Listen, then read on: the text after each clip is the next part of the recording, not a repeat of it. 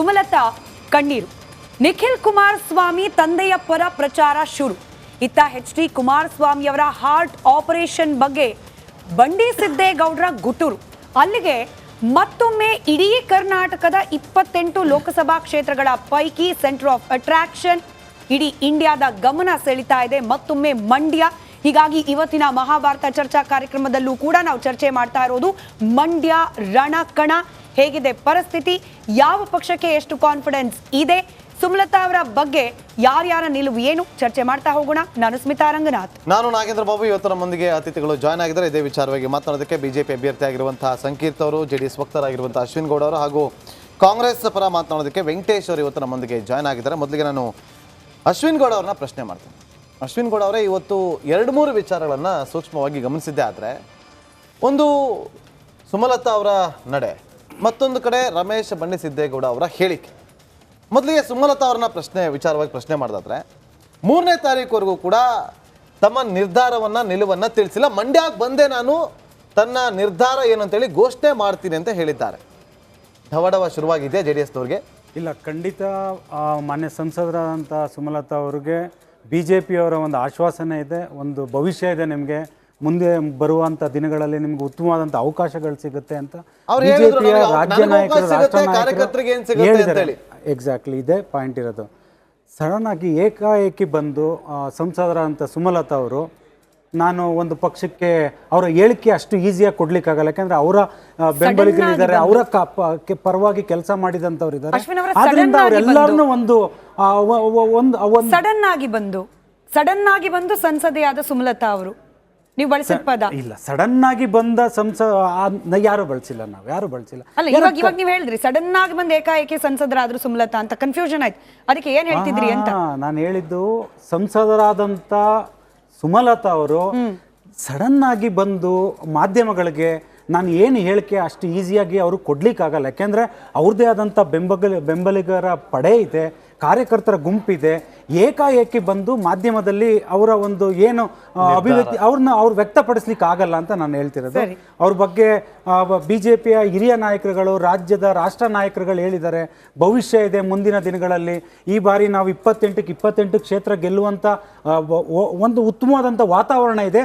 ಅದಕ್ಕೆ ಎಲ್ಲ ಒಂದು ಜನಪ್ರತಿನಿಧಿಗಳು, BJP ಹಾಗೂ JDSನ ಜನಪ್ರತಿನಿಧಿಗಳು ಕೈ ಜೋಡಿಸ್ಬೇಕು ಅಂತ ಕೇಳ್ಕೊಂಡಿದ್ದಾರೆ. ಖಂಡಿತವಾಗ್ಲೂ ನಮಗೆ ವಿಶ್ವಾಸ ಇದೆ, ಮಂಡ್ಯದಲ್ಲಿ ಯಾವುದೇ ರೀತಿ ಸುಮಲತಾ ಅವರ ಒಂದು ಅಸಮಾಧಾನ ಇಲ್ಲ.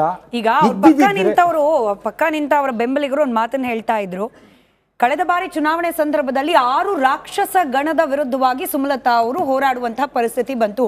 ಈಗಲೂ ಏನು ಕಮ್ಮಿ ಆಗಿಲ್ಲ, ಆ ಗಣಗಳಿಂದ ಸುಮಲತಾ ಅವರ ವಿರುದ್ಧವಾಗಿ ಒಂದ್ ರೀತಿ ಚಟುವಟಿಕೆ ನಡೀತಾ ಇರೋದು ಅಂತ ಹೇಳಿ. ನಿಮ್ ಪಕ್ಷದಲ್ಲಿ ಎಷ್ಟಿದೆ ಆ ಗಣ? 6 ಪೈಕಿ ಎಷ್ಟು ಗಣಗಳು ನಿಮ್ ಪಕ್ಷದಲ್ಲಿದೆ ಅಂತ? ಈಗ ಕಳೆದ ಬಾರಿ ಚುನಾವಣೆ ನಮ್ಮೆಲ್ರಿಗೂ ಗೊತ್ತಿದೆ. ಅಲ್ಲಿ ನಾವು ಕಾಂಗ್ರೆಸ್ ಮತ್ತು JDS ಹೊಂದಾಣಿಕೆ ವಿಚಾರದಲ್ಲಿ ಸುಮಲತಾ ಅವರು ಪಕ್ಷೇತರವಾಗಿ ನಿಂತಿದ್ರು.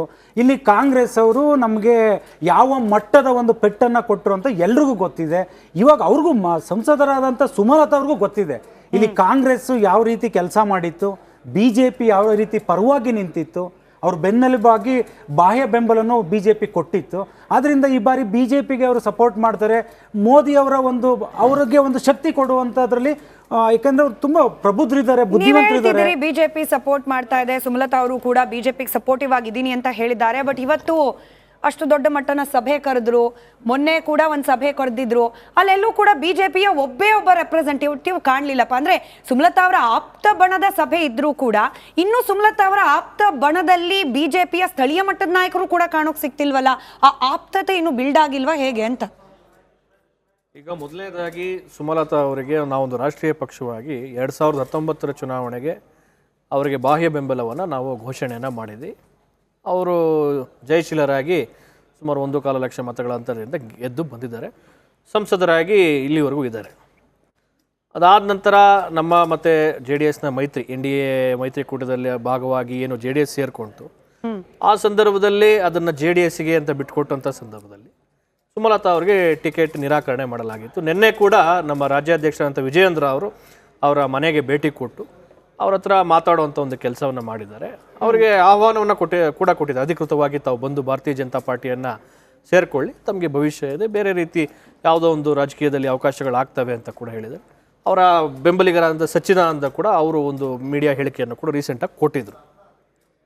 ಸೊ ಎಲ್ಲವೂ ಸೇರಿದಂತೆ ಇವತ್ತು ಕಾಂಗ್ರೆಸ್ಸಲ್ಲಿ ಏನಾಗ್ಬಿಟ್ಟಿದೆ, ಕಾಂಗ್ರೆಸ್ಸಲ್ಲಿ ಅಲ್ಲಿಯ ಅಭ್ಯರ್ಥಿ, ಅಲ್ಲಿಯ KPCCಯ ಪ್ರಧಾನ ಕಾರ್ಯದರ್ಶಿಗಳು ಒಬ್ಬ ಹಿರಿಯ ಹೆಸರಾಂತ ವೈದ್ಯರು ಹೇಳ್ತಾರೆ 100 ಕೋಟಿಗೆ ನೀವು ಇದೊಂದು ಕ್ಷೇತ್ರವನ್ನು ಮಾಡ್ಕೊಳ್ತಾ ಇದ್ದೀವಿ ಅಂತ. ಅದನ್ನೇ ಹೇಳಕ್ ಬಂದ ರವೀಂದ್ರ ಅವರು 100 ಕೋಟಿಗೆ ಈ ಒಂದು ಸೀಟನ್ನು ಮಾರ್ತಾ ಇದ್ದೀವಿ ಅನ್ನೋ ರೀತಿಯಲ್ಲಿ ಒಂದು ಅರ್ಥ ಬರುವಂತ ಹೇಳಿಕೆಯನ್ನು ಕೊಟ್ಟಿದ್ರು. ಪಾಪ ಅವರ ಹೇಳಿಕೆಯನ್ನು ಯಾರು ಗಣನೆಗೆ ತಗೊಳ್ಳಿಲ್ಲ. ಆಮೇಲೆ ಈಗಲೂ ಅದೇ, ಈ ಹೇಗಾಗ್ಬಿಟ್ಟಿದೆ ಕಾಂಗ್ರೆಸ್ ಅವ್ರಿಗೆ ಈ ಬೇಸಿಗೆ ರಜಕ್ಕೆ ಮಕ್ಕಳು ಬಂದಂಗೆ ಹೋಗ್ಬಿಟ್ಟು ಚುನಾವಣೆ ನಿಲ್ಲಿಸೋ ರೀತಿ ಅವರ ಮಕ್ಕಳಿಗೆ ಅವ್ರ ಸಂಬಂಧಿಕರಿಗೆ ಟಿಕೆಟ್ ಕೊಡ್ತಾ ಇದ್ದಾರೆ. ಕಾಂಗ್ರೆಸ್ಸಲ್ಲಿ ಅಭ್ಯರ್ಥಿಗಳೇ ಇಲ್ಲ ಇವತ್ತು.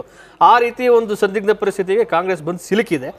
ಅದಾದ ಸಂದರ್ಭದಲ್ಲಿ ಬಂಡಿ ಸಿದ್ದೇಗೌಡ ಹೇಳಿಕೆ ಇರ್ಬೋದು, ಇವೆಲ್ಲ ಇರ್ಬೋದು. ಒಂದು ವಿಷಯ, ಸುಮಲತಾ ಅವರು ಭಾರತೀಯ ಜನತಾ ಪಾರ್ಟಿ ಜೊತೆಗೆ 2023 ಚುನಾವಣೆಯಲ್ಲಿ ನಮಗೆ ಬೆಂಬಲ ಕೊಟ್ಟಿದ್ರು. ಅಭ್ಯರ್ಥಿಗಳಿಲ್ಲ, ಅದಕ್ಕೆ ಮಕ್ಕಳು ನಿಲ್ಲಿಸ್ತಾರೆ ಅಂತ ನೀವ್ ಹೇಳ್ತೀರಾ. ಅವ್ರು ನೋಡಿದ್ರೆ ಸೋತಿರೋರ್ನೇ ಕರ್ಕೊಂಬಂದ್ಬಿಟ್ಟು ಬೇರೆ ಬೇರೆ ಕಡೆ ನಿಲ್ಲಿಸ್ತಾವ್ರೆ. ಬಿಜೆಪಿಲಿ ಯಾಕೆ ಅಭ್ಯರ್ಥಿಗಳಿಲ್ವ ಅಂತ ಹೇಳಿ ಅವರು ಪ್ರಶ್ನೆ ಮಾಡ್ತಾವ್ರೆ. ನಮ್ಮಲ್ಲಿ ಸುಮಾರು ಅಭ್ಯರ್ಥಿ ಬದಲಾವಣೆ ಮಾಡಿ ಕೂಡ ನಮ್ಮಲ್ಲಿ ತುಂಬಾ ಎಕ್ಸೆಸ್ ಇದೆ. ಅಲ್ಲ, ತುಂಬಾ ಎಕ್ಸೆಸ್ ಇದೆ. ಮೊಟ್ಟೆ ಎಲ್ಲ ತಗೊಂಡೋಗಿದ್ರು ಹೊಡೆಯೋದಕ್ಕೆ. ನೋಡಿ, ಈಗ ಕೆಲವೊಂದು ಕ್ಷೇತ್ರಗಳಲ್ಲಿ, ಈಗ ಚಿತ್ರದುರ್ಗದಲ್ಲಿ ಇದೇನು ಮೊದಲಲ್ಲ, ಸುಮಾರಷ್ಟು ಬಾರಿಯಿಂದ ಅಲ್ಲಿ ಅಭ್ಯರ್ಥಿಗಳು ಬದಲಾವಣೆ ಆಗಿದ್ದಾರೆ. 2009 ಕೂಡ ಇದೇ ರೀತಿ ಬದಲಾದ ಅಭ್ಯರ್ಥಿನೇ ನಮ್ಮಲ್ಲಿ ಭಾರತೀಯ ಜನತಾ ಪಾರ್ಟಿಲಿ ಗೆದ್ದಿದ್ದು. 2019 ಕೂಡ ಬದಲಾದ ಅಭ್ಯರ್ಥಿನೇ ನಮ್ಮಲ್ಲಿ ಗೆದ್ದಿರುವಂತದ್ದು. ಸೊ ಈ ರೀತಿ ನಮ್ಮ ಭಾರತೀಯ ಜನತಾ ಪಾರ್ಟಿ ವಿಷಯಗಳಿದೆ, ನಡೀತಾ ಇದೆ. ಒಂದು ಕಡೆ ಕಾಂಗ್ರೆಸ್ ಅಲ್ಲಿ ಅವ್ರಿಗೆ ಏನಾಗ್ಬಿಟ್ಟಿದೆ, ಅವ್ರಿಗೆ ವಿಷಯಗಳು ಸಿಗ್ತಾ ಇಲ್ಲ. ಈಗ ಸ್ಟಾರ್ ಇಲ್ಲಿಂದ ಬಂದಿರುವಂತ ಸ್ಟಾರ್ ಚಂದ್ರ ಅವರೇನೆ, ನೀವು ಅವ್ರನ್ನೂ ಕೇಳಬೇಕಲ್ಲ, ಅವ್ರಿಗೂ ಇಲ್ಲಿಗೆ ಏನ್ ಸಂಬಂಧ ಅಂತ. ಅವ್ರನ್ನ ಯಾರೋ ಕರ್ಕೊಂಬಂದು ಪ್ರೊಜೆಕ್ಟ್ ಮಾಡಿ ಇವ್ರ ಅಭ್ಯರ್ಥಿ ಆಗಬೇಕು ಅಂತ ಯಾರೋ ಅವ್ರಿಗೆ ನಿಮಗೆ ನೀವು ನಿಂತ್ಕೊಳ್ಳಿ ಅಂತ ಹೇಳಿದಾಗ ಇನ್ನೊಬ್ರು ತಂದು ನಿಲ್ಲಿಸಿದಂತ ಅಭ್ಯರ್ಥಿ ಅವರು. ಅದು ಯಾರು ಅಂತಾನೂ ನಿಮಗೆ ಗೊತ್ತು. ಈಗ ನಾನು ಅದನ್ನ ಹೇಳ್ಬೇಕಾಗಿಲ್ಲ, ಅದನ್ನ ಕಾಂಗ್ರೆಸ್ ಅವರು ಹೇಳಿದ್ರೆ ಸಾಕಾಗಿದೆ.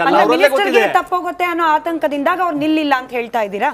ಈಗ ಅದನ್ನ ಕಾಂಗ್ರೆಸ್ ವಕ್ತಾರರು ಹೇಳ್ಬೇಕು, ನಾನು ಹೇಳಕ್ಕಾಗಲ್ಲ. ಅಲ್ಲ, ಸುಮಲತಾ ಅವರು ಒಂದು ಪ್ರಶ್ನೆ. ಸುಮಲತಾ ಅಂಬರೀಶ್ ಅವರು ಇವತ್ತು ಕಡೆದಾಗ ಒಂದು ಮಾತು ಹೇಳ್ತಾರೆ, ಮೊನ್ನೆವರೆಗೂ ಕೂಡ ಬಿಜೆಪಿ ಅವರು ಕ್ಷೇತ್ರವನ್ನ ಉಳಿಸ್ಕೊಳ್ಳುತ್ತೆ ಅನ್ನೋ ವಿಶ್ವಾಸದಲ್ಲೇ ಇದ್ದೆ ನಾನು ಅಂತ ಹೇಳಿ ಶ್ರಮ ಪಟ್ಟಿದ್ದಾರೆ ಅಂತ. ಈಗ ಒಂದು JDS ಯಾವಾಗ NDA ಮೈತ್ರಿಕೂಟದ ಒಂದು ಭಾಗ ಆಯಿತು, ಭಾರತೀಯ ಜನತಾ ಪಾರ್ಟಿ ಜೊತೆ ಯಾವಾಗ ಅಲಯನ್ಸ್ ಅನ್ನ ಮಾಡಿಕೊಳ್ತು, ಸ್ವಾಭಾವಿಕವಾಗಿ JDS ಅವರು 3 ಕ್ಷೇತ್ರವನ್ನ ಕೇಳಿದ್ರು. ಅದರಲ್ಲಿ ಒಂದು ಮಂಡ್ಯ, ಹಾಸನ ಮತ್ತೆ ಕೋಲಾರ. ಅದನ್ನ ಬಿಟ್ಕೊಡುವಂತ ಕೆಲಸ ಮಾಡಿದೀವಿ ನಾವು. ಇವಾಗ ಕೋಲಾರಲ್ಲಿ ನಮ್ಮದೇ ಸಂಸದಿದ್ರು, ನಾವು ಬಿಟ್ಟುಕೊಟ್ಟಿದ್ದೀವಿ. ಈಗ ಇಲ್ಲಿ ಕೂಡ ನಾವು ಬಾಹ್ಯ ಬೆಂಬಲ ಕೊಟ್ಟಂತ ಸಂಸದರು ಇದ್ದಿದ್ದು, ಅದನ್ನು ಕೂಡ ಬಿಟ್ಟುಕೊಟ್ಟಿದ್ದೀವಿ. JDS ಫಲ ಆಗಿದೆ.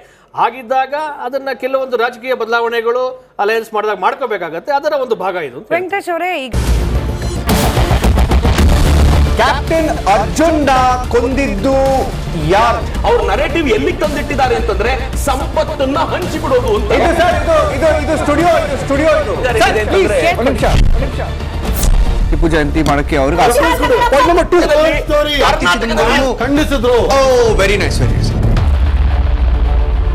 ಯಾರು ತಪ್ಪು ಮಾಡಿರೋದಿಲ್ಲಿ? ಓಲೈಕೆ ಹೇಳಿಕೆ ಇದು ಅಂತ ಹೇಳಿ ಯಾಕೆ ಪರಿಗಣಿಸಬಾರದು? I.N.I. ವೇದಿಕೆ ಇದು ಫೋಟೋ ಡಿಬೇಟ್ ಅಲ್ಲ, ಎಲ್ಲರದು ಒಂದು ಟೈಮ್. ನಿಮ್ಮ ಸಮಯ ಮುಗಿದಿದೆ. ಅವ್ರು ಹೇಳಕ್ಕಿಂತ ಮುಂಚೆನೆ ಹೇಗೆ ಪ್ರತಾಪ್ ಸಿಂಹ ಪಾಸ್ ಕೊಟ್ಟಿದಂತ ಆಗ್ಲಿ ಡಿಕ್ಲೇರ್ ಆಗೋಗಿತ್ತು ಅಂತ ನನಗೊಂದು ಡೌಟ್ ಬಂತು. ಸಾಕು ನಿಲ್ಸಿ. ಕೆಟ್ಟ ಪದ ಬಳಕೆ ಕಾಂಬಿನೇಷನ್ ಇಟ್ಟಿಲ್ಲ ನಾವಿಲ್ಲಿ.